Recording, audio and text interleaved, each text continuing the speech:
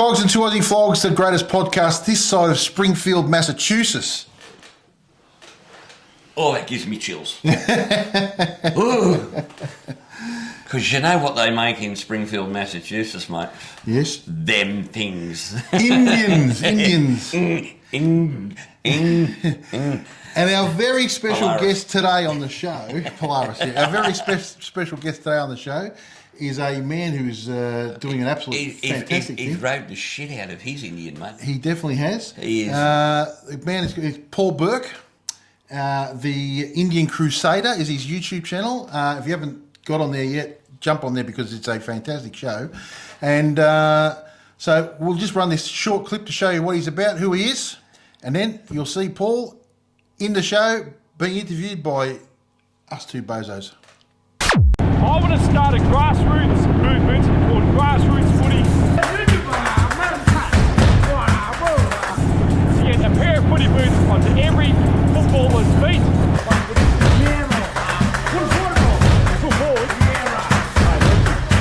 In Outback, Australia. How cool would that be? Why do you want them?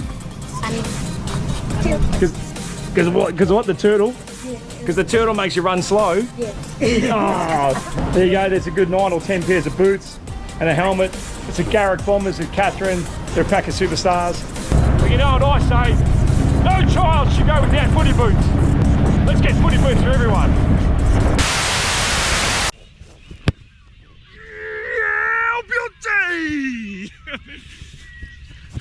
7 goals too. Adventure has turned into a fundraising drive for a Victorian man calling himself Australia's Forrest Gump. He was on a spontaneous ride around the country when he stumbled upon a football and a worthy cause. An unplanned journey turned charity crusade. Paul Bourke left his home in Geelong to see how far north he could ride in an afternoon. He stopped in Cairns. The spontaneous trip took on a new meaning when he bought a footy. I decided to start kicking goals around Australia. I thought it'd be fun to kick 100 goals around Australia, which is not easy, believe me. Visits to local grounds often came with visits from locals keen to have a kick. Oh, you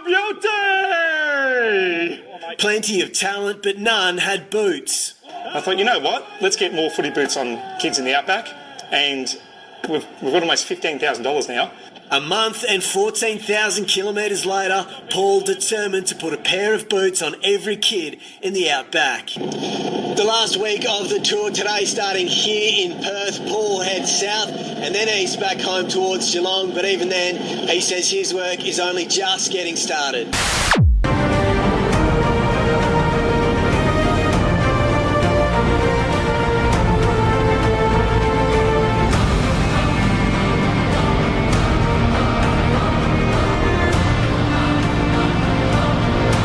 Okay, we are living on the edge.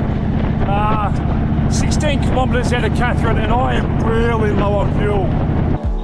Okay, it's cold, it's wet, it's windy. But we made it to a town called Moyston. Now, what are we doing in Moyston? In the middle of nowhere. Why would you take us there, Paul? Because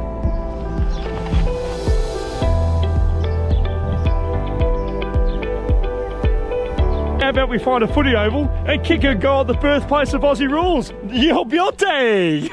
Well, mate, welcome to the show. Fantastic to have you on, and we really appreciate you coming back for a second time. Let's just not go there. I tell you what, believe it or not, folks, we've done this before.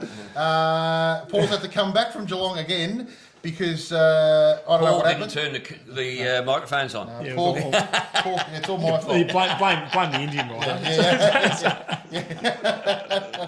No, So, it wouldn't mate, be your fault. One job, mate. So, now, tell us about the channel, the Indian Crusader. I mean, it's been an incredible. I mean, we've been watching your show from the get-go. I have, and it's been fantastic. I mean, what made you go in the first place? How did you end up going around Australia, for God's sake? Yeah, so it's cliche. It was a one-day ride, which is genuine. I was actually seeing a client that morning back at work, and it was a random Thursday. It was about midday. Yep. So it wasn't like I left early in the morning. It was about midday or 1 o'clock in the afternoon, and I just had a leather jacket on, jeans and a T-shirt. And the client said to me, "What are you up to?" I said, "I've got a week off work. I'm just going to head north." And I thought I'll go I made a joke. So I wonder if we can go to Queensland.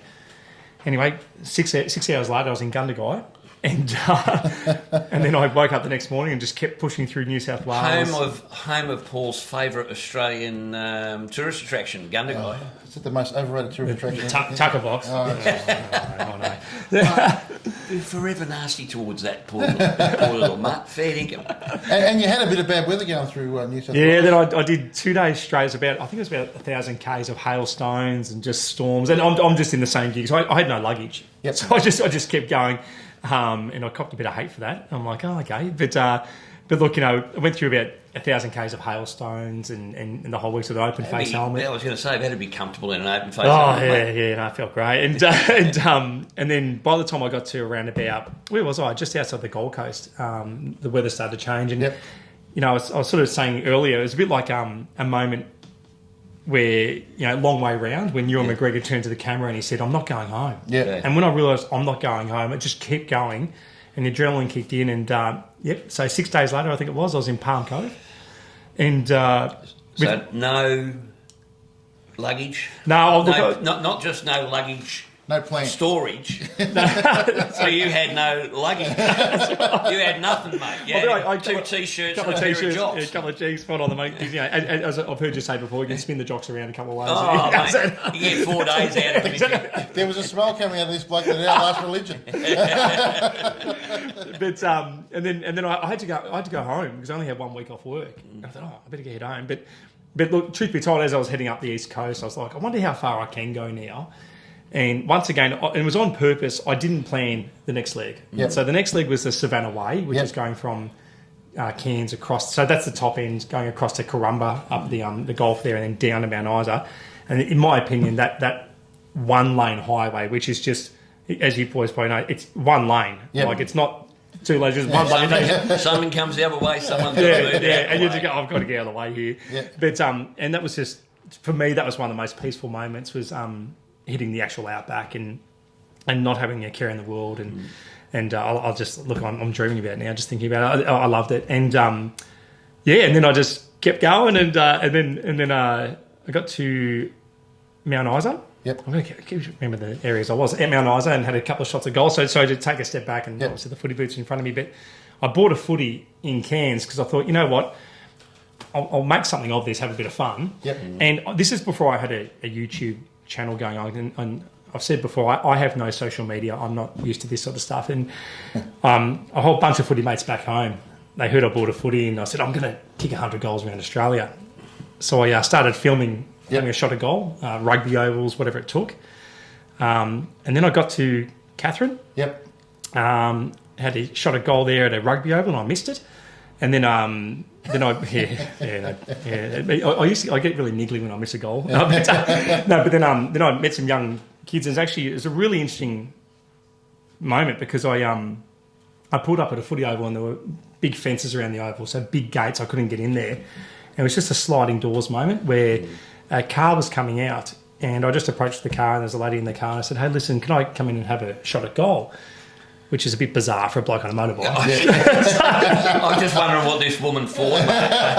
You know what? I've got a Sharon strapped to the back. Especially with a bloke that had a shower for 3 days. Yeah. Jokes on. No, I had the luggage by then. And there were a couple of Indigenous lads in the car, and she said, "Yeah, come on, let's have a go." I said, "Come on, boys, let's have a shot at goal." And I nailed that one. I kicked that one straight through the middle there, Whitey. But I had a kick with the lads there. They were just young lads. They would have been teenagers. And I rode on to Darwin. And it was a bit of a sliding doors moment for these lads because on the way to Darwin, I thought, I found out that they have a box of footy boots at the club. Yep. And they share the boots. I thought, it didn't sit well with me. Yep. So I rang. Can I just interrupt for 1 second? So your history, you've got a long history with AFL football, as in with Aussie rules. With Aussie rules. So you're basically your whole life been massively into Aussie rules. Yeah, This is where you're kicking the goals and all yeah. came in. So I played local leagues. I didn't make the AFL, but I had family members that have played AFL, and so we grew up with it. And I'm the baby of 9, and So my older So brother. there was no telly in the house. the red hair and pale skin, the Irish Catholic. So I grew up with hand-me-down footy boots, and hey, listen, they were coming from AFL football, so they were good boots. Yeah. But I never had brand new footy boots, and I rang back home, rang the office, and said to the boys at work, and I'm in a very fortunate position to do this. I said, "Hey fellas, just met some lads, and they need some footy boots." So I did a U-turn from Darwin, came back, and donated $1,000 worth of footy boots to the boys and their mates, and they were just they couldn't believe it. Is that the one where you went to and you had the indigenous boots with the turtle on? Yeah. So I Tell the story. Yeah, so there was some. This is actually this group called Concave, which is an Australian footy boot brand. I bought a number of these, but on the shelf were Indigenous boots, or First Nations boots with the dots and bits and pieces on them. And I said to the boys, "Oh, do you want some the First Nations boots, boys? We'll buy 10 pairs of these." Yeah. Kids are looking at me and they're going, "What have I done? I thought I offended them." And they go, "No, mate." I'm going, "What's wrong, brother?" And they're going, "Hey, they've got turtles on them." Yeah. I said, "Boys, what's wrong with the turtles?" And you'll see on the video, they go, "The turtles make you run slow." So they didn't want turtles on their boots, which is that's fair enough. Should have got one with jackrabbits on it or something. Yeah, exactly. Kangaroos. Exactly. And and so just from there, and look, once again, I am just fortunate enough to have some decent connections, and I reached out to a few people and I said, "Listen, I think I need to do something about this." So this was halfway through the ride. So I think people will resonate with this. I won't explain why I went on the ride, but sometimes you just got to clear your head for a day. Yeah. And I'm halfway around the country at this stage, and the head was clear. At what point did the head get clear? Do we have a kilometre mark? I think it was like the 4,500 K point, but it certainly wasn't during the storms in New South Wales. Yeah. But that's a why am I doing this moment? Yeah, I don't. I think it comes. I'm looking at the camera going, "What am I doing?" But I had the clear head, and it sort of turned from being a personal sort of journey to just clear the head to now the focus changed to others. And I got really quite passionate about it. I'm still very passionate about it, and raised. So by the time I got to Perth, down that west coast of Australia, when I say west coast, there's not much of a coastline because you're so far in. I'd raised about 13 or 14 grand. And then, so you started up a GoFundMe? Yeah, I started GoFundMe, and it just in the space of 2 weeks that happened. Yep. And then by the time I got to Perth, strangely enough, Channel 7 got wind of it. Yep. And it went national on the national news. And I was in Perth, and I was getting text messages and photos from blokes in pubs in Brisbane and Melbourne going, "What's Burke doing on the TV?" They're going, "I can't hear it, but you're on the TV." I'm like, "What's he doing?" And they had no idea. So it was all nationwide. And here we are today.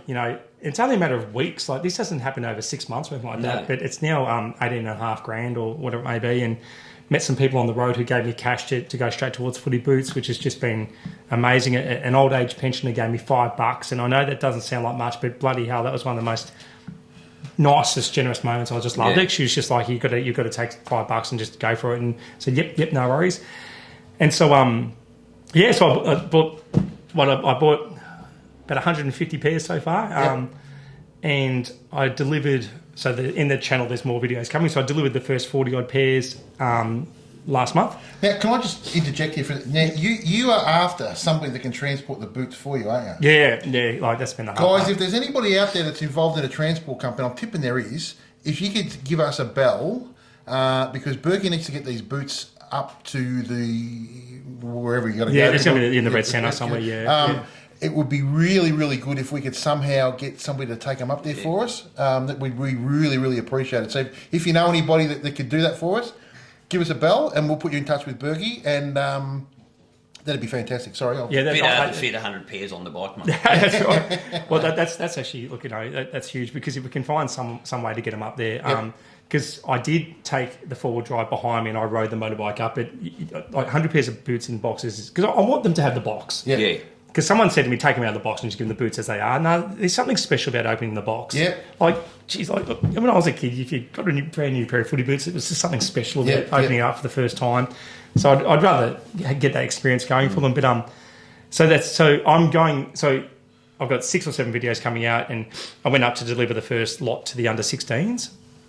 and I had to go via the rock, a bit of content. Yep. Went via the rock and went up the centre. But then I'm going to go back there. I'm expecting it to be around about April, May next year. Okay. To deliver the next 100+ pairs. And this comes with no political message. It's just a bloke on a motorbike helping kids out. I don't care who you are. I just want to help out people who are less fortunate. And I'm really quite passionate about that. I don't like activism, so that's not what this is. This is just a bloke on a motorbike who, if you watch the channel, it wasn't supposed to happen. It just happened. Which is what I love about it. Yeah. It started off as one thing and it sort of morphed, and now it's become... Well, we had a moment of clarity. That's right. Well, and I called myself Forrest Gump. So Channel 7 were interviewing me, and I said, it's like a Forrest Gump moment. Next minute, I've got my family calling me Forrest Gump, and I've got mates calling me Gump. I should have used something like Maverick from Top Gun. You've got Maverick from Top Gun. So it's just, look, it's been a special time, I suppose. And so now, you only start, was it April this year? Was it early, or was it earlier? No, it was April, May. It was after Easter. When's that? It wasn't that long ago. Wasn't that long ago at all. Guys, if you haven't seen I'm telling you, watch this series, because I was searching for something. I can't remember, something about Indians or something, and I looked at it, and I went, what's going on here? And it was your first video, the one where you stopped to get fuel. We spoke about it before, and but you know what though? It was. I could tell you were raw, but it was still very authentic.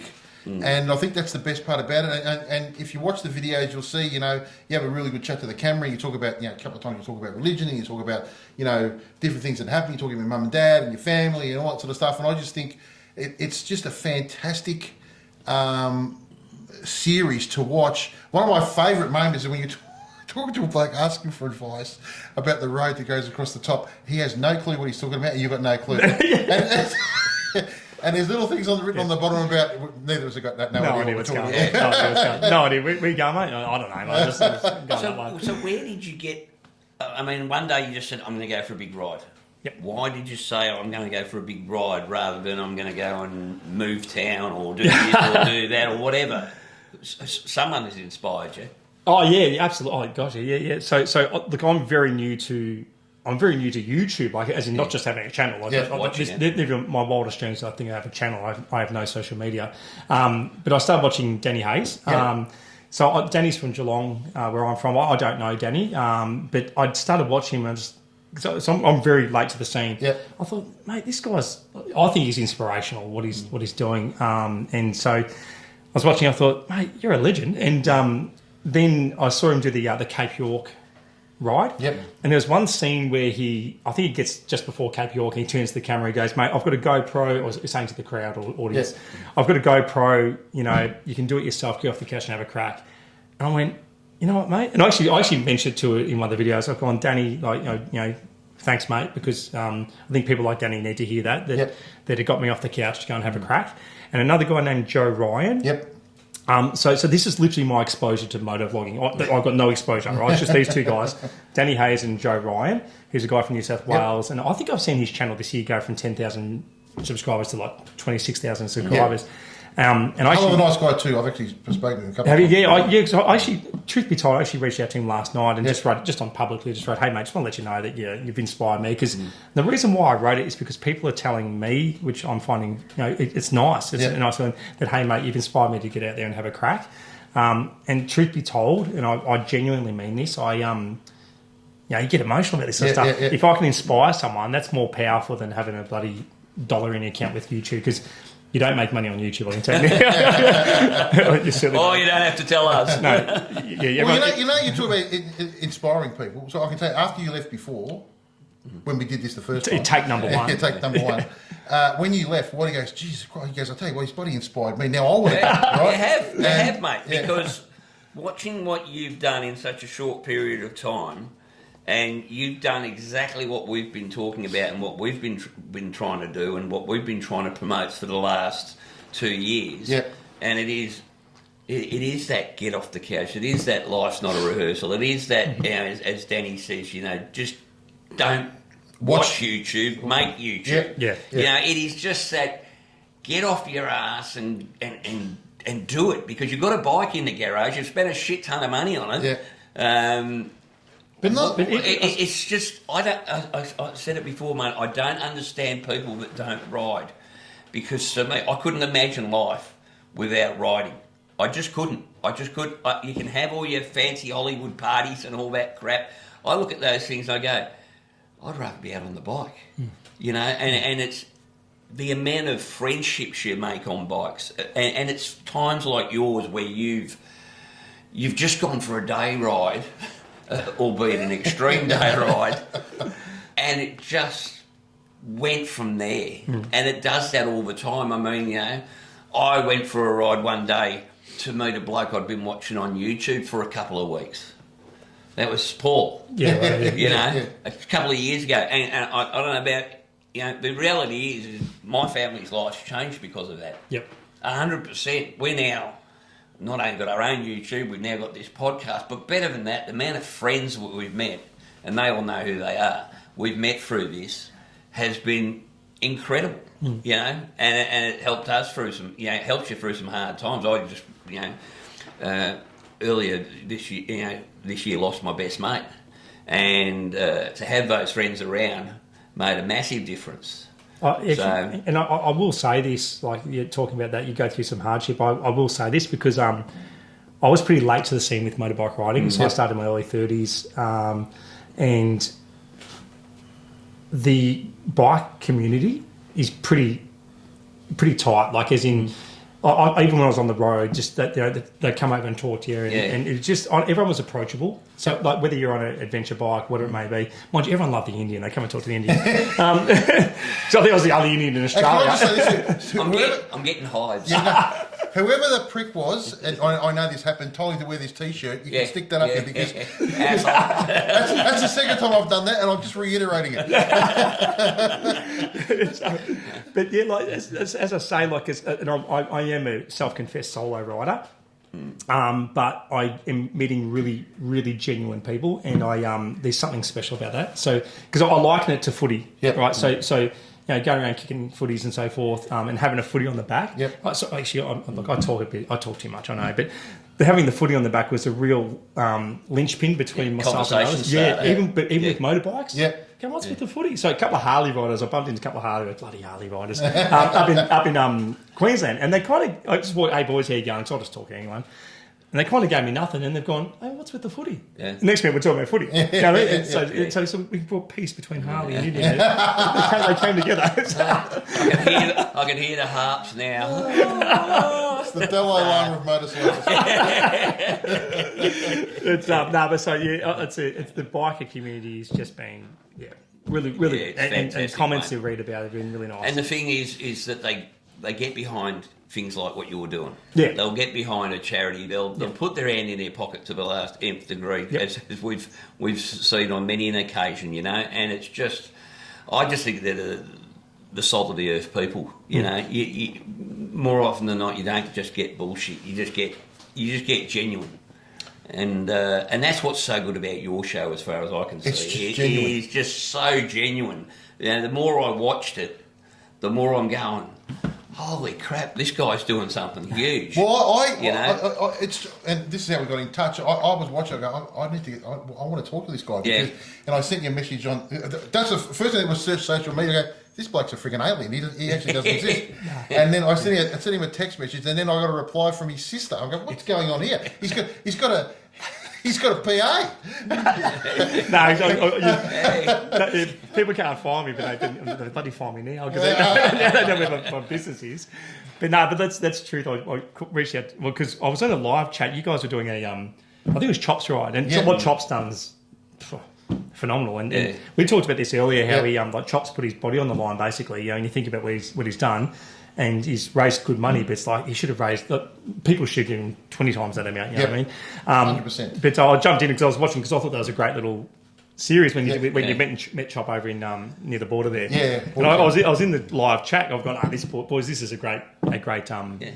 Yeah, saw that. And then it must have been both of you have gone, TIC or whatever you've written down. Mate, reach out to us. I'm thinking, I can't. I don't have any social media. So I got my sister to reach out to you. Yeah. So, Which was cool. So one thing I wanted to ask you about, with riding through the outback, for me, it was, and I'm pretty much riding as well, I'm pretty sure, to probably a lesser extent, because we haven't really done it. I haven't gone full on, mate. Yeah, but it's a life-changing experience, is it not? 100%. Like it's, it's... I don't know what it is, but so for me, people say, but what's out there? There's nothing out there. Well, that's the whole point. That's what I said. What's so attractive to it all. That's exactly what I said. It was just, well, it's just going to be red dirt, mate. How interesting can that be? I reckon it's that 4 days that we did was possibly four of the most entertaining and interesting rides that I've ever done. I mean, from the goats to the kangaroos to the emus sitting on the road looking at me and calling me a dick. I'm sure that emu called me a dick, mate. And all that sort of thing. But it is, you've got such openness, and there was hardly any cars on the road when we were there until that day when we had 4,000 caravans, and it was just, it's just made me want to go back. Yeah, I feel like we all live in our own little rat race, whether it's Geelong, Melbourne, wherever you live, we have our own rat race in our own lives, and to escape it and have nothing. Far out. Seinfeld did a whole series on nothing, and it worked. So my whole idea is that to have nothing is just so fulfilling. I can't. It's hard to explain, but it has been life changing. Like I think now, I would give anything just to be Central Queensland right now. That for me was just like Central Queensland, and there's nothing. Everyone goes, "What's there?" No, nothing. That's what's so good about it. I find myself daydreaming about it more often than not, thinking, "Geez, where can I go? I just want to go." It's one of the most. I don't know. It's like it takes a hold of you. Yeah. It's almost like a religious experience. I don't want to bring that into it, but that's what it's like. It's really, really different. Like even on Elaine. I mean, Elaine was a complete city slicker, and same thing. It just grabbed her, and I just don't want to leave. It's the unknown as well. Because you are on your own. Yep. Like there were times there where I was just there was no one. Like you're going through that Central Queensland area, and there's no one there. Yeah. But there's something, that element of, it's that element of danger, where you go, you know what, something goes wrong, you're not in trouble, you'll always work it out. And that's where I couldn't believe, people couldn't understand how I could just jump on a bike and just go for it. But, we're in the lucky country. This is a great country, and we are. You're safe, and there's always somebody around. And that's what I found. I was just pulling up on the side of the road, especially heading over the West Coast, because on the East Coast, as you know, within 50 k's, there's a hotel. Yeah. So if you're in trouble, you just go to a hotel, $100, whatever it is. But on the West Coast, just pull up, the Pilbara, just pull up, set the tent up, and then once the tent's up, within 20 minutes, half an hour, there's a caravan 100 metres away from you. And so they must look at the guy on the motorbike and think he's mad. He'll be right. We'll go next to him. He'll, if anyone comes after us, they'll go after him first. So, but it's freedom. Yep. It's the ultimate freedom. And you find that too on the motor. So, you can do this in a car, but doing it on a bike it's a very. What's funny? It's visceral experience, because you get all of a sudden all the smells like roadkill and gum trees and all that comes in, and the weather affects you greatly, and you got to think differently, don't you? Yeah, it's ultimate freedom, as I was saying before, and there's a channel, I think it's called Lean Into the Wind. I think it's a British fella. And there's an episode there, and I made a point on my videos where he says, those on a motorbike, motorbikes have only been around for 120 odd years. Not very long. So you look at mankind, the history of humans. Not very many people have ridden a motorbike, because not many people in society ride motorbikes. No. So it's an experience that very few people in history have actually had.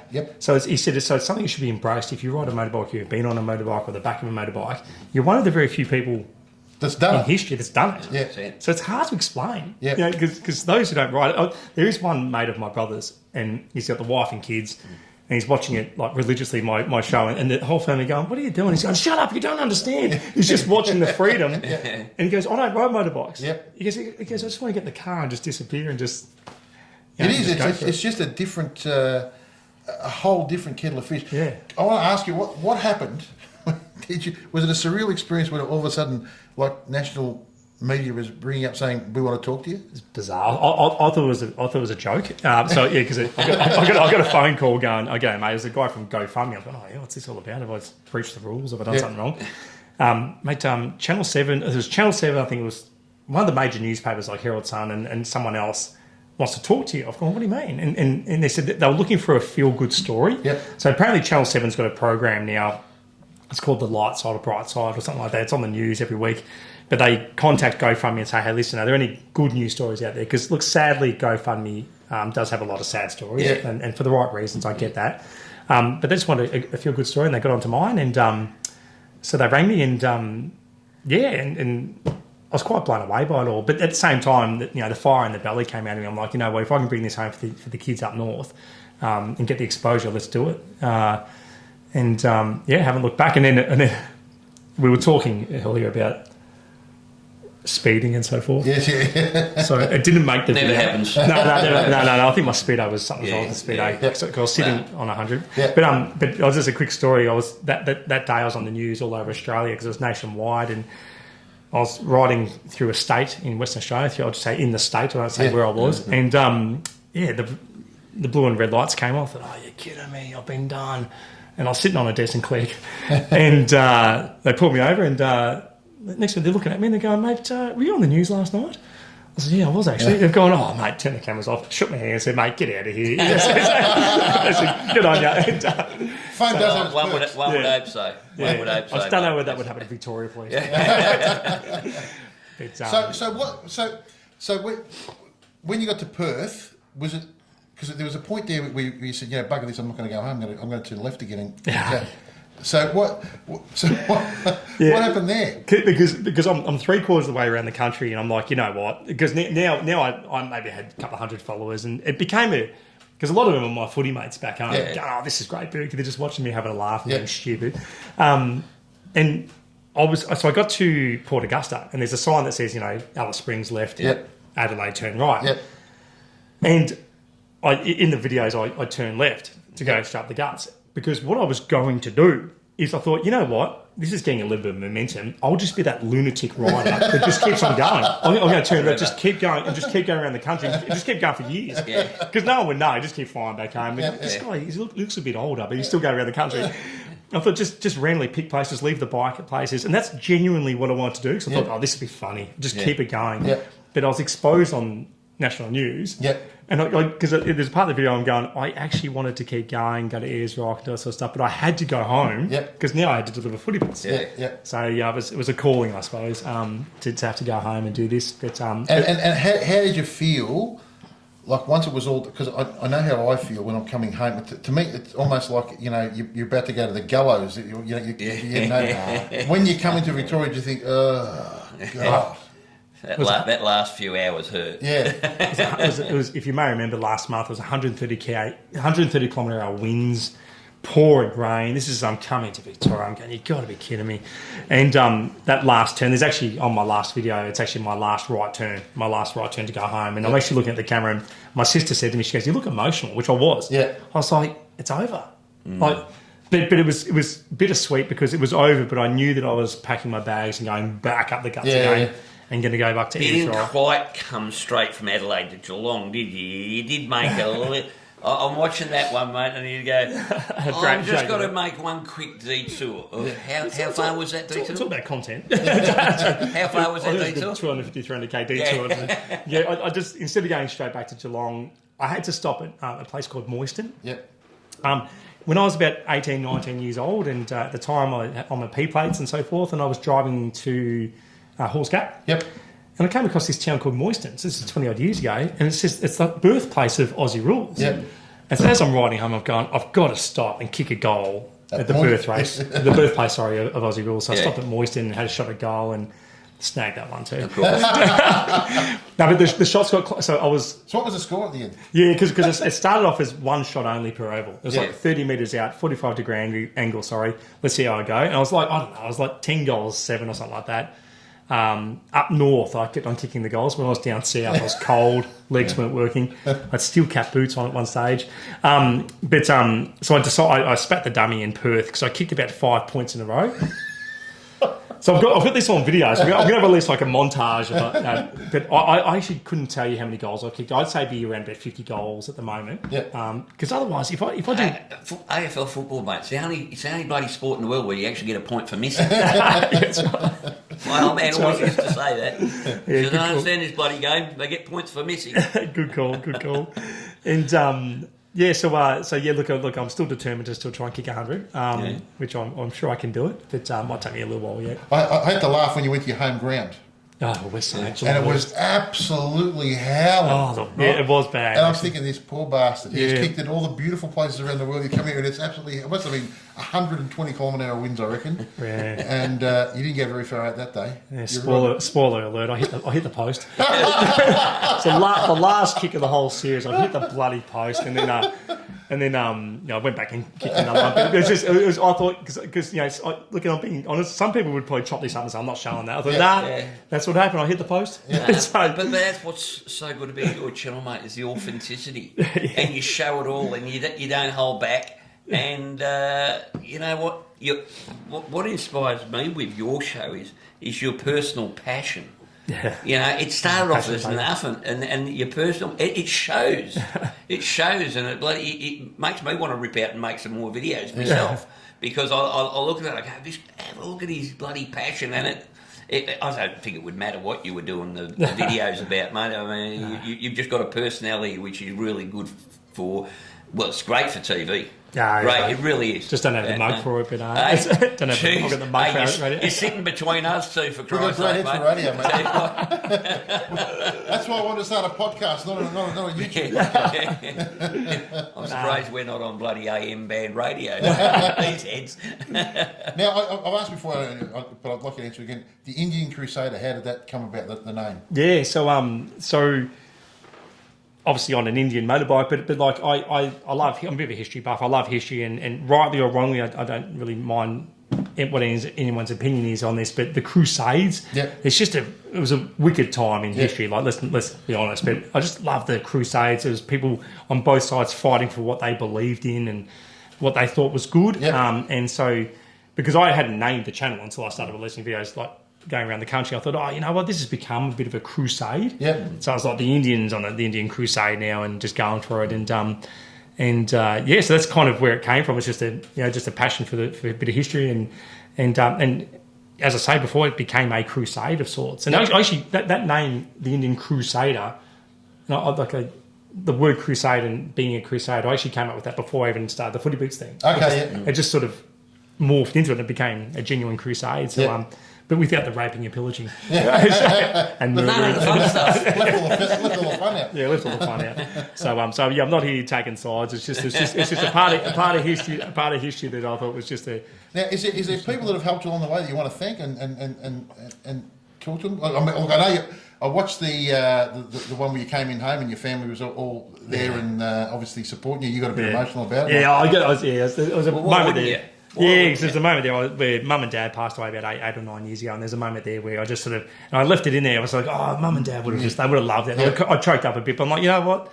Because this was a diary to myself. So this wasn't for anyone. It was just a diary so that I can look back in 20 years' time and go, and then that's what I spoke about. That's what hopefully, like, I don't have a family, but hopefully I have kids one day, and I can say, look, kids, that's what your old pop did. But in terms of thanking people, like firstly, like my family have been great. My business partners and the business, so I'm very fortunate to have a good business back in Geelong with great business partners who are very supportive, and they supported the actual tour around Australia because it became something real for others. To the point now where I'm becoming really passionate about creating some sort of a foundation in 2025 for our business. Our business is notorious, like a lot of businesses, where you throw some money towards a footy club and they put a sign on the fence or whatever it may be. It's like we do so much better with this money. And maybe you can make a difference. And get the staff and the community in Geelong to say, listen, we'd like the money to go towards something really meaningful. So I've got to thank my business, and that's Idols in Geelong. Put the little banner up. but my family, but also the Indian dealerships going around the country, have been great. There's been a couple of dealerships I haven't been happy with, and I don't mind putting that out there. I won't say who, but I'll tell you face to face. But no, they've been really good. I've been stopping a lot of them, and they've really helped me out.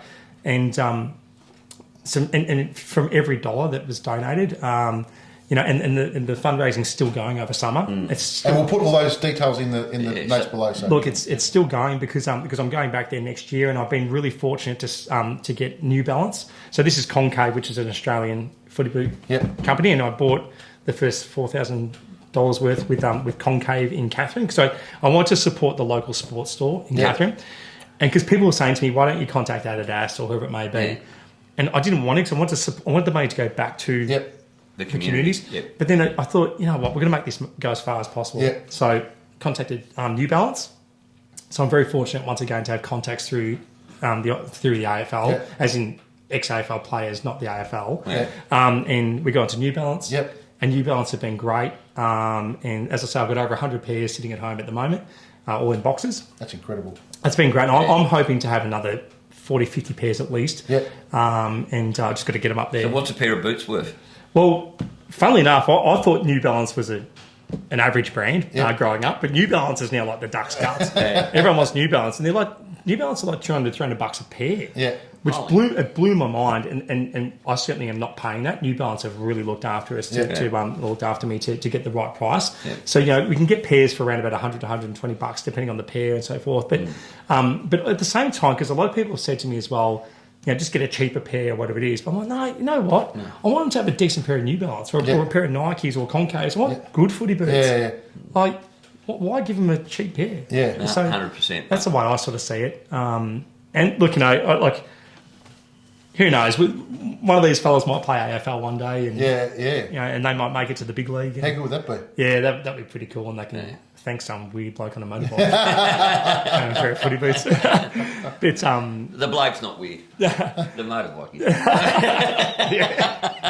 is. So, what was your favourite point on the whole trip? You thought, gee whiz, this is like the day that I'll remember forever. So, okay. The day I'll remember forever. Like, can I give a couple of answers? No, there'd be me and the lads and having a shot at goal with them. Because I kicked that goal. But I mean, that was like, because like, if I think back and look at this, it was only a 29 or 30 day lap. It might be a couple of extra episodes. It was only like a 30 day lap. That's been a bit of a life-changing event, just meeting those lads and doing, because what it's done. Not that YouTube's changing my life, but in terms of my attitude and what I'm doing for others, it's changed that. You know, I've always tried to do as much as I can for anyone, but it's just, it really tangible. It puts life into perspective, doesn't it? But apart from that, for me, in terms of a funny moment, I had a jerry can, the classic red 5-litre jerry can. Oh, I know. Exactly what you're strapped to the back of the motorbike. And I'm like, hey, I only had to use it once, right? And so anyway, I used it once, I filled it up again, so I've got a full jerry can on the back of the motorbike. I'm cruising through, around the Kimberley, and I'm going into Broome. Everyone's giving me a wave. They're all waving at you. And I'm going, Indian Crusaders in town. I've got 200 followers, So I'm getting around a wave. I'm going, everyone's getting there, flashing their lights around, going, go on. I'm thinking, what's going on here? And it wasn't until the next morning I go out, I'm out on the bike again. I thought I better fill up that jerry can because it's empty. For some reason, I wasn't, because you lose your mind sometimes on these roads. The jerry can's empty. Then why is it empty? So I went to fill it up, and there's a bloody hole in the back. It had been hanging off the bike, bouncing around, full can of petrol, just blowing petrol everywhere. And so it's on the video that. You're lucky you didn't end up like the coyote sitting on a rock, the flame shooting out the back. Exactly. But I think the funniest part of that is when you're filling up the jerry can, and it's all pouring out the bottom, and you just go. I think I actually swore. I think I need to get a new jerry can. But can I say something? So one other thing I just want to say before I do forget. I met a fella named Bo. In Perth. So it's pouring with rain. I'm talking, it was 40 mil that day. And it was just a rotten day. That's when I kicked the 4 points or 5 points in a row. And Indian Perth, who have been fantastic, tried to round up a bunch of riders. And it wasn't a great turnout. I don't blame them. It was a horrible day. But this fella rocks up. His name's Bo, and his legs don't work. He's in a wheelchair. And he's got a modified Indian, and he rode with me that day. He goes, mate, I'm coming with you. I said, he didn't know who I was, didn't know what's going on. He goes, I'm coming with you. And this bloke in a wheelchair, modified motorbike, just going for it in the rain, pouring down all morning. And I thought, you know what? That to me was just like, you're a legend, mate. Like, That's kind of what it's all And if about. Bo can get off his ass Yeah. and go for a ride, Yeah. you know, that sort of thing puts life in perspective, doesn't it? You know, I've had a shit day. No, you haven't even thought about having a shit day, mate. When you know, and Bo's making the most of it, mate. So if he's watching, Bo, you're a legend. yeah, bloody legend. All right, I agree. That's fantastic, And mate. That must have been so inspirational. No wet weather gear. He's just in a hoodie. You can see him on the video. He's just in a hoodie. He's just Oh, he's copping one it. of your lot. He's one of your lot, Paul. Yeah. Exactly. It's that was a really special moment. So for me, it was the people more than anything else, because apart from being the isolation, which was just so therapeutic, the people I met just made it all. Anything scare you on the trip, mate? Yeah. So I had one encounter with a roo. Yeah. That was I didn't put that one on the video. I did say on the video I would talk to people face to face about this, but it was just one encounter with a kangaroo in the middle of the road that let's just put it this way, ABS brakes are just the best. Only your dry cleaner knows how much you enjoyed that experience. Yeah, because it was late at night. It was about 8 o'clock at night. It was pouring with rain, and I was just, because you're on that home stretch. I just crossed the border from South Australia, and there's more kangaroos in Victoria than anywhere in Australia. That's what I couldn't believe the lack of kangaroos throughout the country. I didn't see any until I got to Victoria. I personally reckon we should cull some of them and fill the potholes with them. The potholes will be soft, mate. What do you think of when you get back into Victoria? Were you happy to get on our smooth as silk roads? Victoria's roads are the pits. You've got beyond the camera. There's a sticker on the wall that says Vic Roads, the pothole state. It is the pothole state. The best road, in my opinion, the best roads in Australia, Western Australia, they're the best. Going through the Pilbara, you go through the Pilbara, which is just hard-working mining territory, big trucks. But then what you've got is, all right, so you'll be sitting on, let's call it 110, 120 k's an hour, just sitting on, just cruising down there. Next minute, these blokes just going like in their Nissan patrols, like not caravans, just hard-working miners doing 180, 190, bang, just flying past. They just do not give a damn over there. So next week you're trying to catch up and keep up with them. But the roads over there in Western Australia are the best. They're the best. So I don't know exactly what it is about whether it's the, I don't know. Mining money. That's true too. There's a lot of money over there, but They probably haven't squandered, they didn't try and get the Commonwealth Games, and they didn't try. There's a lot of things they haven't done over there that we've done over here. Yeah, whoa, back off. Hey, he's going down that. We're not gonna I've get got to cut him off because he'll go off. We're not going to get political. Nah, it's all good. It's all good. Well, mate, what an incredible journey. Thanks for listening. Absolutely. Well, I never thought I'd say to a bloke wearing an Indian shirt, mate, you're a bloody inspiration. You really are, and what you're doing is sensational. And I'll just say it one more time, mate. It just pisses me off that blokes like you, everyday common bloody heroes, have to get off your ass like Chop, like yourself, to raise a bloody handful of money, and when we got governments doing, just. Anyway, I bored our viewers to death with that. I'm going to go down a track, am I? Yeah. I don't give a shit what government it is, mate. They should be spending on things like this. We shouldn't have these issues. No. The job of the government is to give everybody, a safe and a good, a better life. Yeah. Not just tax the shit out of us and anyway. And squander it. And squander it on bullshit, Now, just from my own personal thank you, we were mucking around before, but for some reason the microphones didn't work before, and this poor bugger went all the way down. He comes from Geelong, so from Geelong to my place probably an hour. He went all the way to Geelong, and on the way I said, mate, it's been a disaster. Unfortunately, the freaking microphones haven't worked. And he goes, don't worry, mate. He goes, look, I just got a couple of clients to see, but I'll come straight back up. So he came back here at 7. It's now, was it about 9 o'clock, nearly 9 o'clock. He's come back up. Just from just a big thank you and an apology again for what happened. I was spewing it happened, and I was. Nice. Paul forgot to turn the mics on again. Got set up badly, but it happens.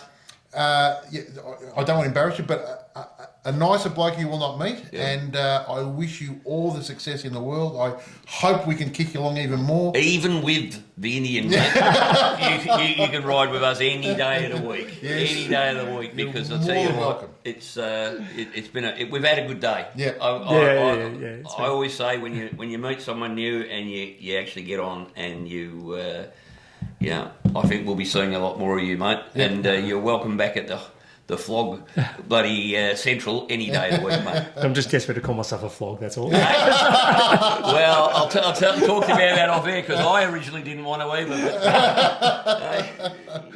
Mate, appreciate it. Thank Thanks you, very much. Thanks, boy. Thanks, boys. Thanks, boys. Make sure you look it up, the Indian Crusader on YouTube. And if you can donate a couple of bucks, we'd all really appreciate it. I'll put the link to both the channel and the GoFundMe page in the show notes. So please look it up, because honestly, it is a fantastic channel. Watch it from go to woe, and you will not be disappointed. It's really, and you can actually watch a bloke grow on YouTube before your very eyes. It's fantastic. So once again, mate, fantastic. And thanks very much, guys. I really appreciate it. Cheers, mate. Cool. Thank you.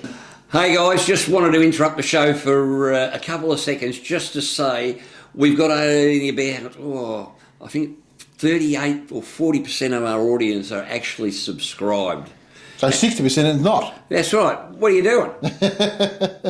we just want to ask you to press that subscribe button, guys. It costs absolutely nothing. It is free. It's a subscription's a stupid name. It should just say follow. Be our friends. Yeah. Be our mates. Yes. All right. Be a flog. Click the Be a Mates button, the subscribe button. All right. Hit the bell. The bell. Yeah, because the bell tells you whenever there's something new out. All right, Tinkerbell wants you to hit the bell, all right, and that'll let you know when something new's out. So if you could do that, we would really, really appreciate it, because what it does is the more followers you've got, the more chance you've got of being bumped up the thing, and we end up getting out to more people, don't we? Yep, which means we can get bigger discounts and lots of stuff. stuff. Gets us up that big algorithm, mate. Oh, that scary algorithm. Yep. All right, so hit the thumbs up, guys. Also, if you could hit that subscribe button, you've only got to do it once. It takes 2 seconds, and it's the only thing in this country you'll get that's bloody free, quite frankly. That's it. All right, back to the show. Well, mate, he's just an inspiration. I'm blown away by his channel and the fact that he's only just started actually doing stuff. I know. His stuff is absolutely fantastic. Absolutely love it. I love it. It's so inspirational, someone who gets up, goes for a ride and just doesn't come home. And he's just a top bloke. Certainly a man after your own heart with his preparation. Out. Just a fabulous bloke. He's a ripper bloke. Done a great Paul. job. Yep. And as we've said already, we'll put the link in the show notes to his show, and really start at number one and watch them all. They are bloody rippers, and they get better as it goes on. Yeah, 100%. All it does is make me want to go for a ride, mate. And and not only that, it's a great cause that he's doing, and a great thing with those boots and all sort of stuff. Yeah, so, it's a ripper, mate, innit? More power to him. He's done a great job. All right, mate. Now we've still got raffle tickets left. Yep. So the Aussie Bikers for Aussie Kids raffle. Thanks to our free sponsors, which are Howling Wolf. If you don't know, it's an 8-hour Howling Wolf tattoo session for someone who needs to be inked. I reckon we just get you a big, a pepper pie in your arm or something, mate. Wrong person. Wrong person. Well, no, she likes pepper pies, mate, so yes. I'm not sure where we're going to tattoo it. Also, that'll be a party pie.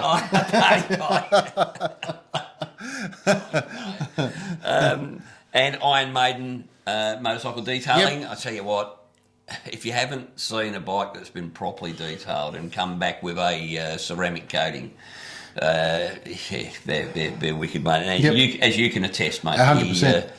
The cleaning regime, because I know you don't normally clean your own bikes, you've probably got a minion to do that. And again, as always, thanks to Resurgence Jeans. Yep. So we've got plenty of those tickets. Sybil, go to the link in the show notes. It's the Big Cartel link. The first item that comes up is other tickets. You can buy 1, you can buy 5, you can buy 100 if you like. I think we've got about 130 left or something. Okay, cool. So we definitely got to sell those in the next month. So if you've been thinking about buying one, please jump in and buy one now, and we'll get them to you ASAP. All right. The hats, we've drawn the winner. We have drawn the Corbin hats. And So we'll put your name up here on the screen. So if you see that there, not yet, we'll do it at the end of the show because we've got to go through it still. Put it up at the end of the show. If you see your name up at the end there, shoot us an email. Yep, and we will send them out to you ASAP. 100%. That'll be grouse. Now, mate. Yes. Chop's been out and about. Has he really? Oh, just for a change. Guy doesn't do much riding. Not at all. So he's been to, I think it's called Biker Talk. Yes. Which is a big breakfast held once a year. And it sort of talks about road safety and the like. And, well, over to Chop. Alright guys, this time we're not on a road trip. This time we're at an event called Breakfast Talk. I got me bikes here, a couple of me bikes here. This is the one you would have seen me do the charity ride on. I'll give you a quick look at a couple of old bikes, eh?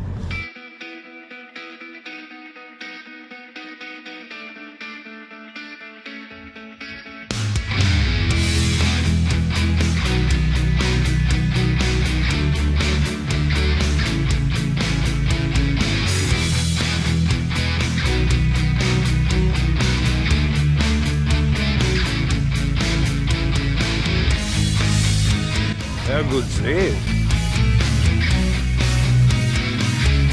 Tell you what more could you want for a beautiful Sunday morning? The sun's out, absolutely beautiful.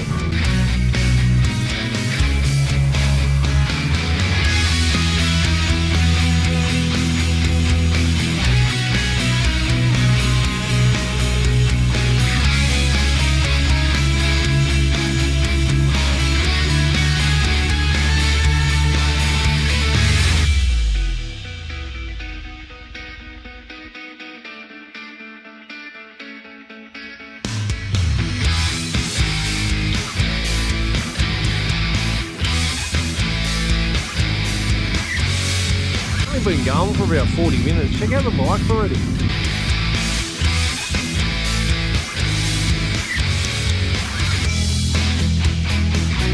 I'll give you a quick look at some of the bikes.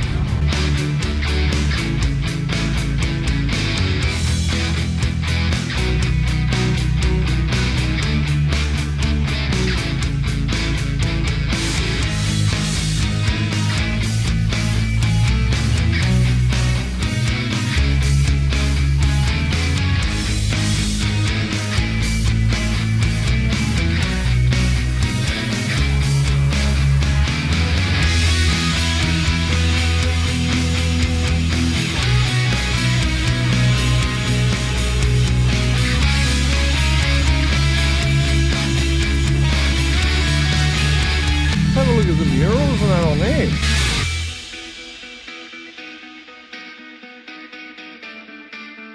Who owns that? Nice bike, man. Same with this one here, it's pretty cool.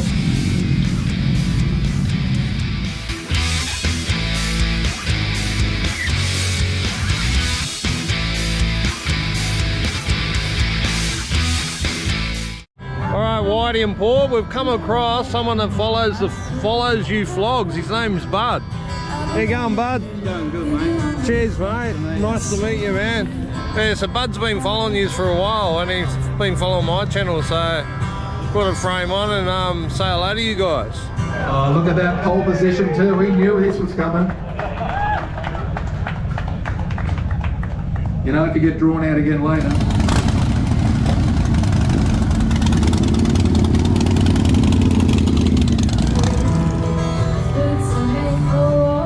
Alright, back to you, Whitey and Paul. Cheers. That's a couple of years in a row I've seen videos coming out from that. It looks like a great day out, mate. Yeah, it does. It's just nice to see. And it was nice to see so many vendors there as well, including Chop with his nice new gazebo, mate, eh? He's getting pretty bloody full of himself. He's got his own face on it. Too big for his boots, mate. Day. He's like Jim's. He's like Jim's mowing. Nah, ripper. Thanks, Chop. Appreciate that, mate. Now, for the millions at home, and well, actually, no one in your studio audience today. Ladies and gentlemen, Let's get ready to grumble. Paul's got a grumble. I've got a grumble. Oh, So the other day I was down at Geelong. Just for a change. Yes, down at Geelong, and I think your bike can find its own way there now. Yeah, mate. sitting there having a chat to Cole, and one of the guys came in and said, "Oh, we've got a bit of a problem. There's two blokes come over from WA on a ride. They've both hit the same pothole when they've come into Victoria, and both front rims are stuffed, cracked." Now, is that not embarrassing? I mean, they've come all the way from WA. They've made it all the way from WA. No drama. They hit Victoria, and of course, with our just fantastic, just our beautiful roads here, they have cracked both rims. Now, Colin looked after them really well, but that's not the point. The point is, again, I just noticed 95% reduction in funding for roads. They've come out talking about... So didn't 2 weeks ago they come out and tell us they're spending all this money, mate? Frog shit, right? They already left. They left the Alpine Shire out of that. They said it was all good there. It was fine. Then we hear a girl got spat off after she hit a pothole and totaled the bike. Could have got killed. Two more blokes, but for the grace of God, have made it through. And the worst thing that happened to them, they got a cracked rim, but it's completely stuffed their trip. What more has to happen before these clowns actually do something about it? I don't understand it. I don't think they've got the money to do anything about it, and I certainly don't think they've got the inclination to, mate. Well, it's not getting... I've got to say, I was on the Melbourne Highway the other week, and that's improved dramatically than what it was. But again, there's still potholes because they're fixing the pothole and not fixing the actual road. Like when I was up in New South Wales recently, mate, when they fix something, they fix a 30-foot area, right? Not just the pothole. 3 1-foot areas. Pouring a little bit of tar into a hole in the road doesn't actually fix anything. No. And the reason that's happening is because there's no funding there. Well, I don't know how that's going to change, mate. I really don't. Well, you know what'll happen? I'll tell you what'll happen. We'll be paying more. I mean, they've just increased... Like they put a death tax on now. It's probate, but it's a death tax. It's gone from whatever it was to like $3,000, I think it is, something like that. I certainly don't want to pay that. No, it's just again we just get hammered and hammered and hammered, and nothing ever changes, and it shits me. No, look, I don't know what we can do. I really don't. I think people are over protests, but what is there? You know, I mean, there's just people being spat off. I mean, they talk about the road toll, and the motorcycle road toll in Victoria is already now in, it was already at the end of October, bigger than the whole of last year. So, it just, to me, it's obvious we've suddenly got a massive increase. We don't have a massive increase of people riding. No. That's bullshit. We don't have a massive increase of people riding like lunatics. We don't. No. I just think 100%, mate, it's got to be. But of course, when an accident report is taken by the coppers, when it says road condition, it says gravel, dirt, bitumen. Yeah. That's it.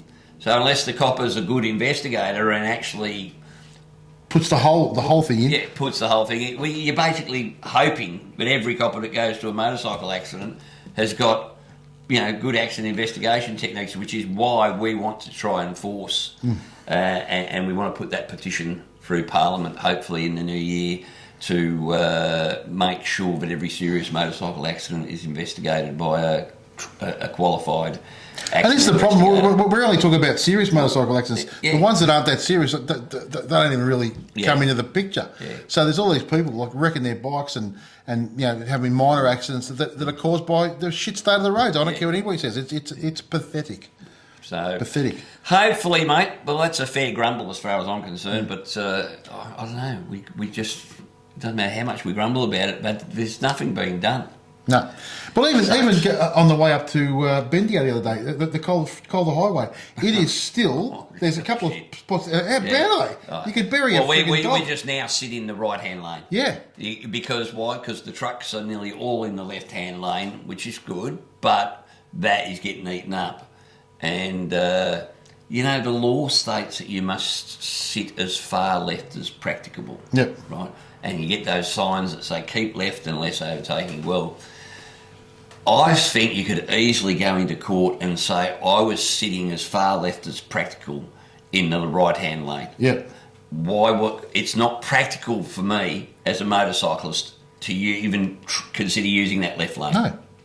It's dangerous. And I don't know, mate. I reckon that'd go down pretty well with the courts. You go, well, I'm just using a little bit of common sense. Yep. You know, there's a reasonably good road on the right-hand lane. The left-hand lane is rat shit. I'm not willing to put my life at risk just to tick a box for you peanuts, you know? Exactly. It's just not going to happen. Right. Now, speaking of the Calder Highway and heading to Bendigo, we weren't there that long ago, mate. Yes, last week.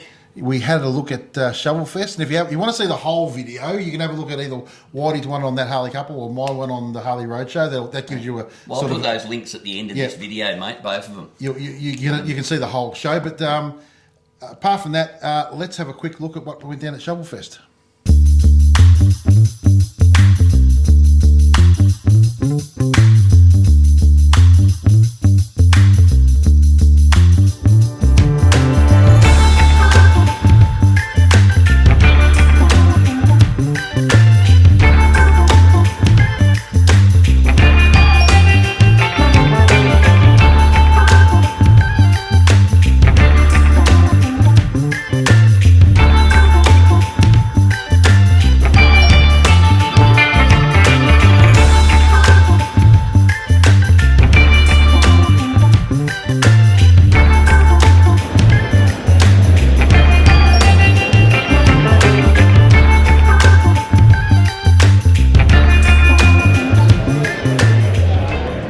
So I've come across this old fella riding. Well, you got off to a fucking good start, didn't you? You bought the FXRS, mate? Yeah. What do you think? Well, I know it's because it's got it written on the front of it there. Well, that's where I got it from, because I don't know shit. What's so special about it for you, mate? It's the most reliable old bike I've got. I've ridden all around Tassie and up in the New South on it. It's never ever missed a beat. Yeah? What year is it? 82. It's just about fully original now. The air cleaner's in the shed at home. Yeah. But apart from that, it's she's 100% original. Well, mate, I've just been saying the thing about all these bikes here, as far as I'm concerned, what I like about them, they're all individual. Oh, yeah. They're not decked out to be friggin' show bikes. They're actually just they're riders, nearly all of them. Yeah. Working class man's bikes. Yeah, well, I don't know about that. Some of these except you'd have to be working pretty fucking hard because they're worth a shitload. You'd have to be retired like you to be able to afford them. Oh, harsh but fair. I should have bought old Slater up here. There's a couple that look just like Slater here. Another one over there. Maybe there's some ripper bikes here. Some absolute rippers. There's one over there I was looking at, and I was just talking about how it's patina because it doesn't look like it's been out of the shed for about 45 years. It's still covered in shit and dirt. And as I'm describing this to the camera, the owner walked up. He didn't want to talk to me for some reason. He probably spent all morning throwing dirt at it. Well, he might have, mate, because it looks like it hasn't been bloody washed in about 36 years. But well, there's a lot of money sitting here. There is definitely. Well, what's a shovel worth these days? On average, for an average sort of shovel, what do you reckon you'd pay for one? Well, they seem to be sitting around the $30,000 mark as an average. The panheads have sort of gone up to about 45 to 50. Yeah. And the knuckleheads are in excess of 100 now. So the Evos are starting to sneak away too. So you've got to shed space, put some Evos in there. Chuck a couple of Evos in there now, mate, and pay off the house in a few years' time. Yeah, well, maybe, yeah. Only a little house. A little house, yeah. Cheers, Cole. Hey, Chop. Now, mate, you've been on the channel a while. Yeah. And I think your influence is starting to get a little bit fucking way too much. Brothers from another mother. Oh, I think we're going to have to... Mate, I hope you don't go in for the old, sack back and crack, mate. We'd be... there are some things I refuse to do. Yeah, it's too funny. So, Paul, this one. Yes. You got fishtails on it, but you can't help but love that bloody artwork on the... I love it. Isn't it awesome? I love it. I love a bit of Ratfink type artwork. It just goes so well with the old bikes. The old rats and tats. The old rats, tats and pin-ups and the like, mate. Eh? Have a look at the size of the front wheel on it too.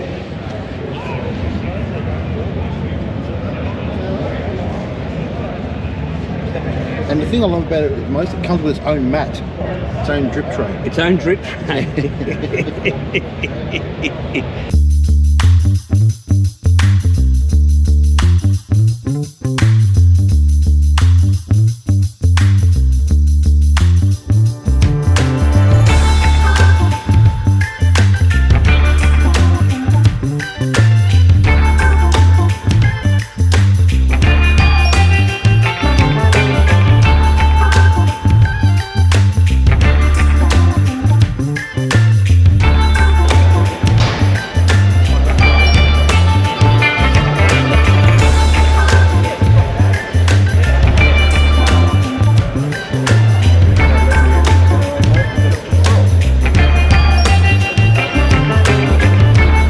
Here we got a what looks like a 78 FLH, and the thing I like about it is it's minimal. They haven't gone over the top, but they have made a few little changes, you know, with the copper on the tank or the brass on the tank, sorry, and that's just, to me, that's just a cool bike. Quite like the colour.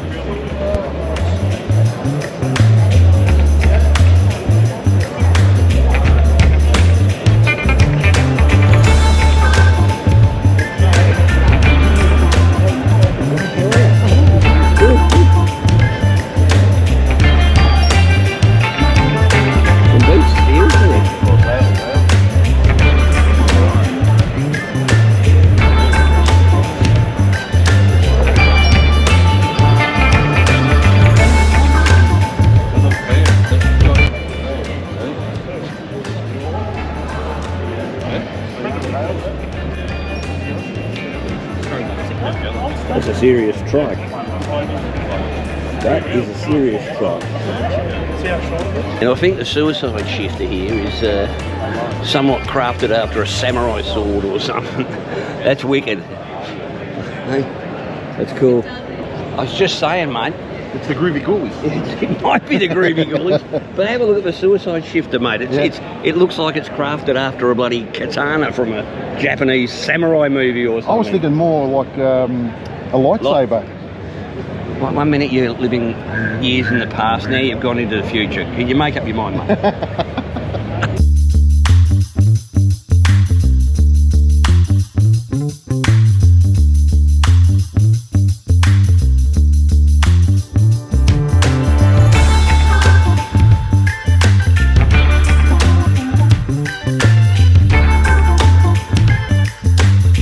Come on, what are we doing? What do we got, Gunnar? What do we run today?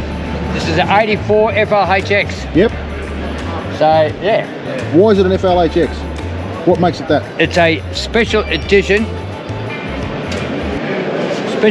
model. Okay. They only made them in 84. Yep. They made 630 or something of this and 630 black ones, something like that, but I would just say 600. Yep. And I got one of them here in Australia. How long have you had this one? About 4 years, I think. Yeah, something like that. That's great. Looks fucking sensational, mate. So yeah. All original. Beautiful. And what's your is this one of your favourite ones to ride? Because it looks bloody comfy. Yeah. Probably. I like riding. The older bike, the better. I like riding old, rickety old things. Bit like yourself. Yeah. So it's all good like that. Beautiful. 24, what did you reckon? I love it. I love it, mate, because as I've said, the individuality of the bikes, you know, you'd say they're, I was talking to Cole, you know, you'd say they're working class, but you'd have to work bloody hard, mate, because they're not cheap these days. No. But the guys don't seem to be, they're not trying to pretty them up, they're not trying to make them, say, a Vikla type, to, you know, to that extent show bikes. They don't expect them to be show bikes. Yep. They're workhorses, and I tell you what, mate, they do the job real well. I love them. There's some bloody beautiful examples here. Some absolute rippers, and like you said, I love the fact that they've all been kept as original as possible. There's a couple have been worked on, but the patina. The patina, that's what one guy's patina was so good. I don't think it had been out of the shed for 45 years. He hasn't even dusted it off, but it was it just had character, you know. And that's the thing about these bikes. They've got character. Yeah, 100%. Absolutely love them. Now, guys, if you haven't come this year, you've got to get down next year because it is a really good event. They've got a band about to start playing up here. The band sounds fantastic. Yeah. It's a real good event. No pretentious twats here. No, everybody's great, mate. Everybody's walking around having a good time. All here for the right reasons. Everybody wants to just, take in this history. Yep. Because this history's not going to be around forever, mate. No, that's exactly the point. I freaking love it, mate. I just love the atmosphere you get at these things, Everybody's here, as you said, for the right reasons. 100%. And you just have, it doesn't matter who you talk to. Everybody's got a little bit to add. Yeah, correct. That little bit of knowledge that I just wish I had a puffed for what some of these guys have got. Yeah, it's incredible. So incredible. Well, guys, back to the studio.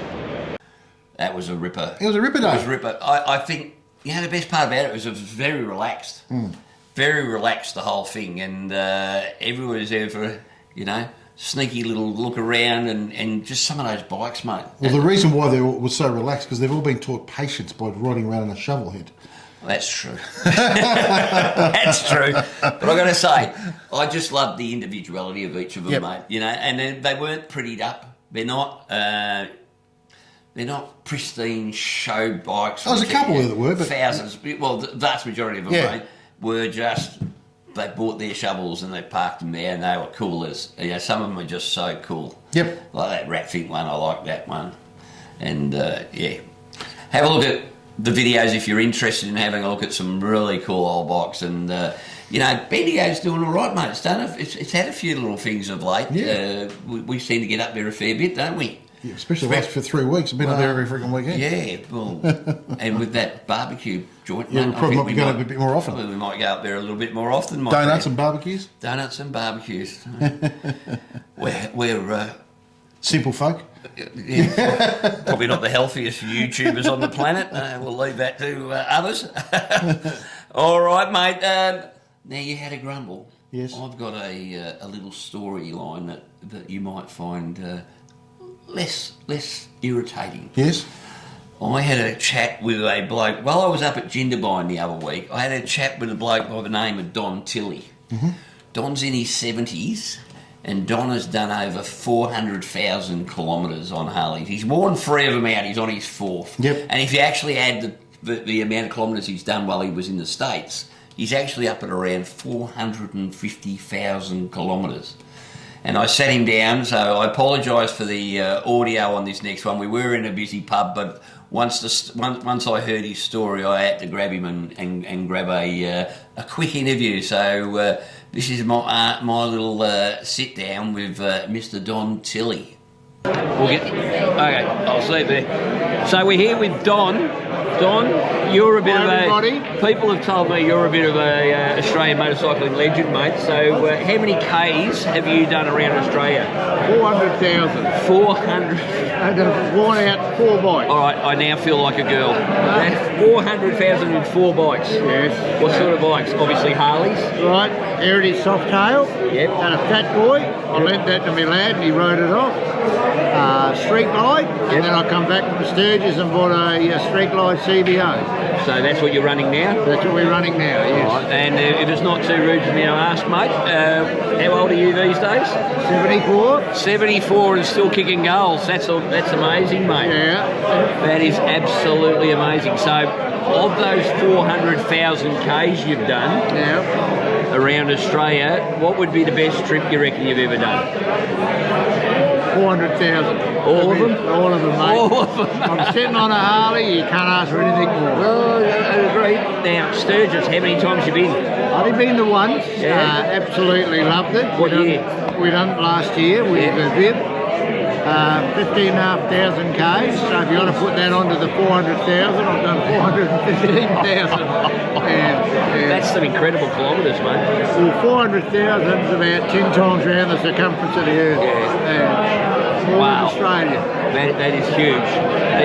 So Sturgis, what was it with Sturgis? I mean, I love Sturgis. To me, we've been twice now, and I absolutely love the atmosphere, the contacts you make, the people. I think the Yanks are absolutely fantastic people. I get on well with them. Yeah, American people out in the country are brilliant. Yeah, 100%. I wouldn't give you two bob for, I shouldn't say this, but LA and Vegas. No, LA's a shithole.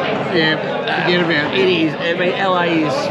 Look, nothing against it, but it's just another city, isn't it? It's another city, but the Midwest is great. I love the Midwest. It's a lot like country New South Wales or country Queensland, I find, the people. Yes. What do you reckon? I'd agree with that. The American people are very friendly. They love us. Not more I can say. They keep telling me we've got an accent, though. I don't hear it. Well, they reckon we've got an accent, and we say, no, you've got the accent. That's exactly right. But at the end of the day, it's just great. Yeah. Love it. Yeah. Love it. We are a lot different, but we're also a lot the same, and I think they like that about us. As long as you don't come across as a know-all, you're just a general bloke, love riding Harleys. Yeah. No warm to you. Well, mate, Sturgis is the place to go for that, though, isn't it? It is. I mean, people go, oh, are you safe in Sturgis? I don't think I've ever felt safer. No, Sturgis, people that go to Sturgis, it's a motorbike rally, they have had different others, but we're all motorbike enthusiasts, and everybody's polite, helpful. I hate to say this, but I dropped my bike in a service in a parking lot at a grocery store in Sturgis, and before it hit the ground, I had people trying to pick it up for me. That's awesome, isn't it? Yeah, it is. It's really great. And the Americans they really invest in their motorcycle community. Whereas here we find it very hard to get, whether it be the bike shops or the bike industry as a whole, to get involved in things like rallies and that, it's because it's all a cost. But in America, they don't see it as a cost; they see it as an investment. Mate, it's a religion over there. Yeah, it's fucking religion. But I mean, like, they struggle to get vendors to come to things here, which really worries me, because over there's not enough room for the vendors. Mate, you are right. There is whatever you want, they've got it in Sturgis. And that service with a smile. Yeah, you can go in and say, well, I wouldn't mind that exhaust system on my bike. And you're in 10 o'clock, 2 o'clock in the afternoon, you're riding away with it. Yeah. I had the same thing with, I was at Black Hills Harley, and the Arlen Nest blokes were there in the car park, and the service that they gave was second to none. And they're just in a tent in the car park, so it's absolutely brilliant. Yeah. All right, I've got one last question for you, mate. All right. All right. One of the things we do on our show is we ask people for a route. So, what would be your best route to go on the bike? We're talking bikes now, are we? In Australia. Well, what do you reckon? What's your favourite bit of road? Believe it or not, I love riding across the Nullarbor. Anything like that. We've got a nice big long ride to Western Australia.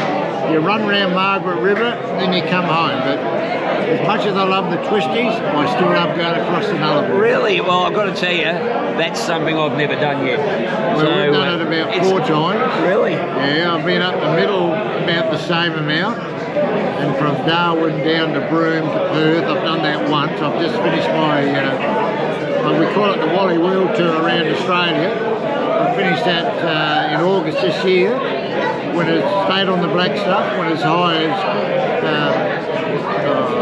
Karumba, across to Cooktown, and worked our way down. And we went from sleeping in 2-man tents at 74. I looked like a bloody crab coming out backwards, but I'd done it. But once we got down around Orange, we went from tropical weather down to -3 with ice. I just love it. I just love being on a Harley. There's nothing like it, is there? You don't go to the doctors if you go to have a Harley, mate. Well, what do I say? You never see one parked outside a psychologist's office. No. It's good therapy riding the bike. You get on it and you're with the bike. And it doesn't matter if it's a Harley, Indian, Triumph. If that's your preference, you ride them. But just being on 2 wheels, absolutely brilliant. Yeah, I just think that I feel sorry for people that don't ride. People have said to me, I don't think they get it. they don't. People have said to me, oh, you go through your second childhood, and I'm on about my fifth. I just say you don't get it. You walk away. Well, what did Willie G say, mate? If you got to ask, you'll never know. You're spot on. Yeah. I've got people who sit in the boat all day and go fishing, just sit in one spot and go catch a fish, catch a fish. It's nice, but Harley's a better. Yeah. Any bike, but a Harley's my preference. Yeah, same here, mate. I've got 3 now, so you've gone through. I've got 4. My very first one, the Anniversary Heritage, I kept that. My late wife and myself bought that, and we enjoyed that. That's done 200,000. The Fat Boy done 30,000, a bit over 30,000, and I give that to my lad. He rode it off, bugger him. And then I bought a Street Light in 2019, and that done 140,000. And now I've got the CBO, the 2023 CBO, and that's done just over 30,000. It's just 12 months old. I've slowed down a bit now. 30,000 in 12 months. Well, you're kicking my ass. Yeah. I mean, we're doing lots of Ks, but I'm not doing that many. That's. You got to remember too, I was working back when I first got my bike, and then I had to look after my wife for 9 years with leukemia. So you put that into perspective. It's amazing. I find it amazing when I go looking for a new bike, the amount of low kilometre bikes that are out there. I don't understand someone owning a Harley Davidson and not riding the shit out of it. I just don't get it. Why would you let something like that sit? We had one of our friends just bought it's about a 6-year-old CVO, and you're not going to believe this, 300 kilometres on the clock. It is pristine as new. I don't think it's even had its first service, and he got it for a steal. And I just don't know. Apparently the guy bought it, and when taking it home realised it was too big for him, and he parked it in his garage and left it there for 6 years or something. Got more money than me to have a paperweight like that. Yeah. No, I cannot understand that. When I got my red bike, I went to Tassie. I reckon I had it 3 weeks. I had to put it in for my first service. Yeah. Mate, I just rode and rode and rode. Well, I'd have to say my favourite riding on this side of the planet at the moment so far has been the South Island of New Zealand.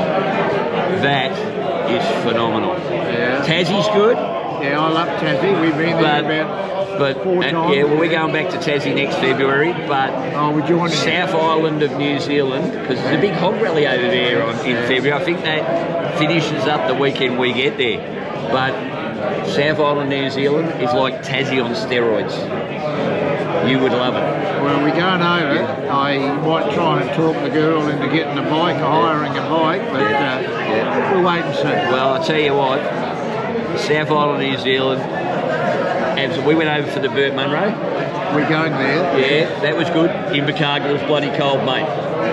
It is freezing. In fact, the beach racing 2 years ago, they had icebergs floating past. Seriously. In fact, they were so big, apparently a couple flew over on a helicopter, landed on the iceberg and got married. That's how cold it is in Invercargill. But we could talk about I could talk to you about New Zealand for days, and we were only there for 10 days. It's phenomenal. But anyway, mate, thank you very much for your time. Yeah. Keep on keeping on. You give me hope, mate, because I'm 62 in a couple of weeks. So you've set the bar high. Real good. I think it gives me just another 15 years at least of riding this bike. Well, I've got a mate in Adelaide that comes riding with us. His name's Critter, Richard Crittenden, #1 hog member of the Adelaide Hog Club. He's 80. He still runs around on a bloody Harley. What a winner. He's a top bloke. That's fantastic, mate. Yeah. All right, buddy. All Cheers. Good. All right. How good was that? He don't mind riding, does he? No. He don't mind getting out there. Doesn't seem to. And he's as keen to get out on the bike now as he ever was. He could be the crash test dummy for Corbin seats, that bloke. He could be. He could be, mate, because he's, as I said, that's, geez, mate, that is a lot of Ks. That's a shit ton. That is a shit ton of Ks. And he just cracked me up when I asked what was his favourite road, and he loves the Nullarbor. Yep. Well, there you go. So fantastic. Got a couple of other little interviews I did while I was up there. We'll throw them in the next couple of shows. Yep. But mate, it was just an inspiration to have a chat with. Really enjoyed. So thanks, Don. Appreciate that, mate. Awesome. Now, rallies, runs, and events. There's a shit ton. There is so many, but we're not gonna list them this week simply because. Hold on. Let me just wait a second. Where we go? We go from the so we got 1, 2, 3, 4, 5, 6, 7, 8, 9, 10, 14. Yeah, so there's a good 14 events in Victoria alone over the next. So I'm not going to go through all of them because it would just take too long. But a couple of note is the 100-mile ride hosted by Bikers Against Child Abuse, who we're raising some funds for there. That's on the 16th of November. And Mental Health Ride number 3 is on the 17th of November.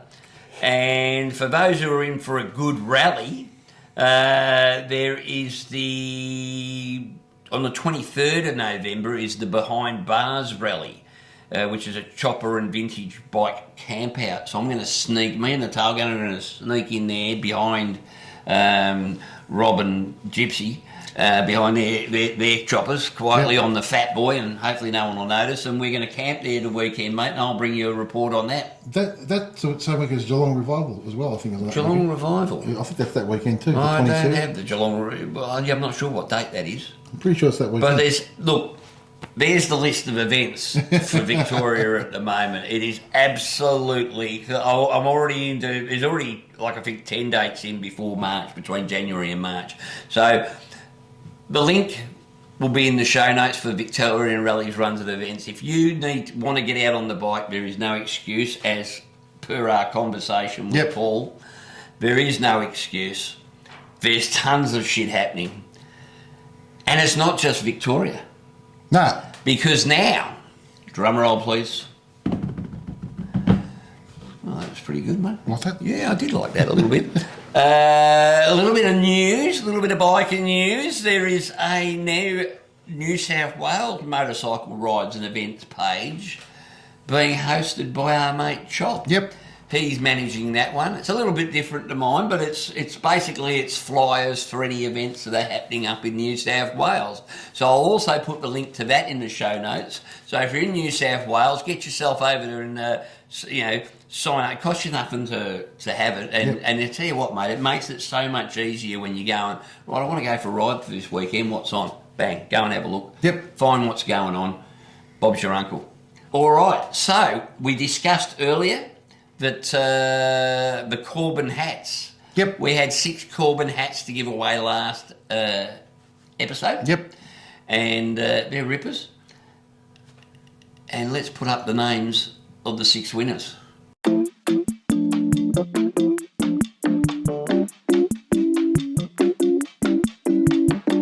There they are. And right. congratulations, guys. As long as you're on that list and you're subscribed to the channel,